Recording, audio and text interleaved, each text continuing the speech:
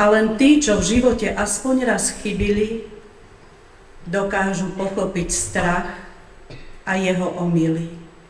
Dnes v sále kultúrneho domu vítam vás, milí pedagógovia, súčasných i tých, ktorí si užívajú dôchodok.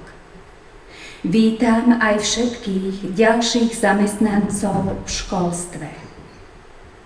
Práve dnes a v týchto chvíľach vám vyslovujeme veľké poďakovanie za vašu prácu. Profesia učiteľa je jednou z najvznešenejších a najušľachtilejších profesí, aké všetci poznáme.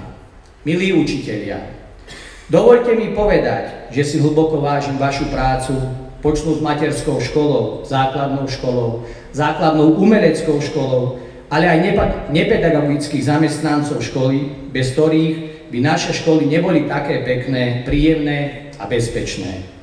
Vaša spoločná práca nám vlieva dôveru i nádej, že naše deti sú v dobrých rukách. V mene mesta Poltár vám vyslovujem poďakovanie za vaše úsilie a námahu v prospech žiakov i spoločnosti, za ochotu pomôcť a poradiť, za myšlienky i nápady, ktorými posúvate aj úroveň našich škôl v našom meste k lepšiemu.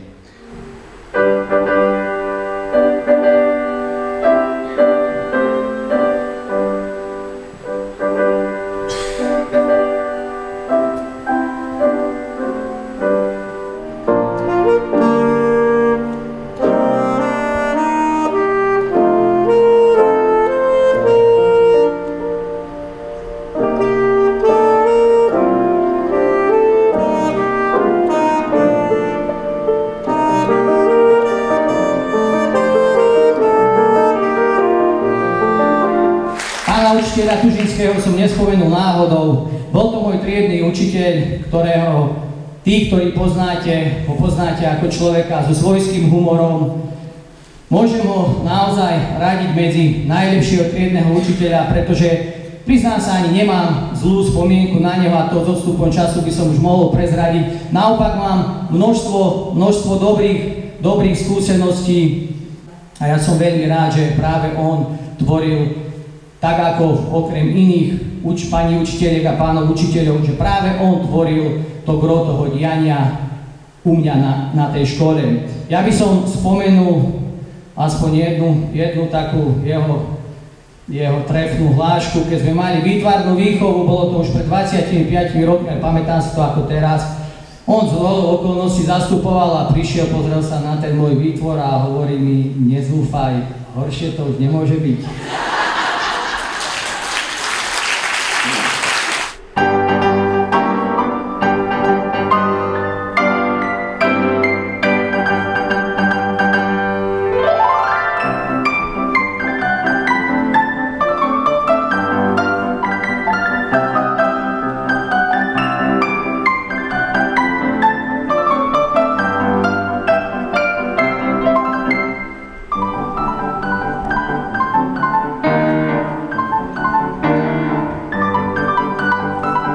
Dnes sme mali Deň učiteľov, ja som veľmi šťastný, že som mohol byť pri takejto udalosti poprvýkrát ako primátor mesta Poltára.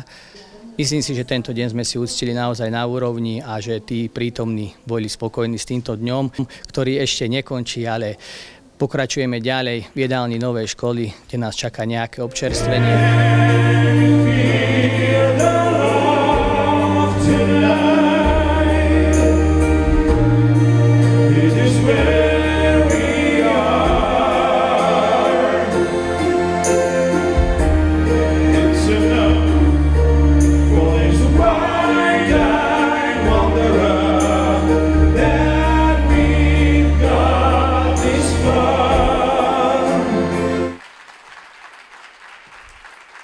Prácu pedagógov si určite veľmi vážim, pretože pre mňa povolanie učiteľ, tak ako som povedal aj v príhovore, určite nie je len povolaním ako takým, ale je to skutočne poslaním práve preto, ako som hovoril, že tí pedagógovia, či sú v materskej škôlke, alebo na základnej škole, na strednej škole, sú tí, ktorí sú drvivú väčšinu času s tými žiakmi, s tými deťmi, s tou mládežou a práve oni formujú ich život a dostávajú ich do toho reálneho života svojimi skúsenosťami, svojou aktivitou a hlavne stoja pri nich nie len vtedy, keď sa deti majú učiť, ale aj vtedy, keď sa radujú, keď smútia, keď majú problémy a riešia s nimi rôzne problémy, starosti a radosti.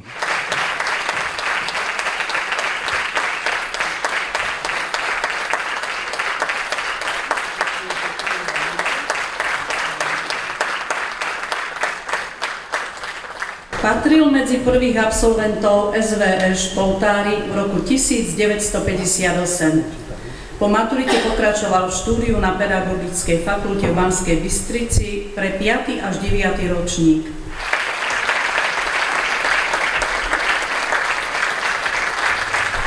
Pán Slavkovský, ja si dovolím poďakovanie aj trošku iného súdku. Okrem toho, čo tu bolo spomínané, s čím sa plne stotožňujem. Ja by som vám chcel veľmi pekne poďakovať za to, čo sme spoločne pred 11 rokmi začali budovať a budovali. Hovorím o našom miestnom fitness centre Poltári, kde bol pán Slavkovský jeden z tých, ktorý napriek všetkým tým nepriaznivým, zbytočným okolnostiam sme to spoločne pretavili do podoby, že to fitness centrum sme vytvorili spoločnými silami a vďaka nemu sme vychovali niekoľko medzinárodných športovcov a ja si dovolím tvrdiť, že pán Slavkovský výrazne prispel k tomu, aby sa ten môj život formoval iným smerom a aj vďaka nemu som práve dnes tu a preto som veľmi hrdý a som veľmi rád, že môžem tomuto človeku podať ruku a povedať mu, že okrem toho, že je spravodlivý, čestný, vždy si vykonával svoju prácu zodpovedne, je pre mňa jedným veľkým človekom. Ďakujem veľmi pekne.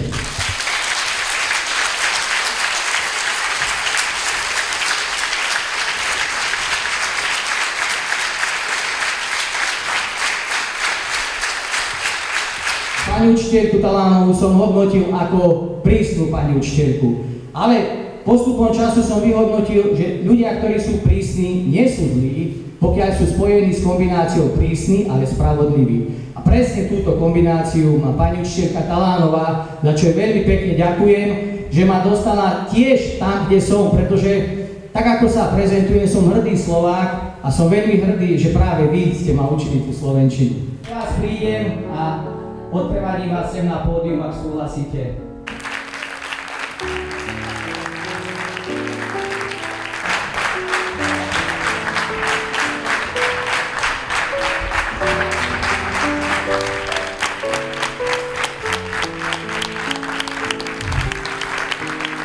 Som rada, že som dnešný deň prežila s vami.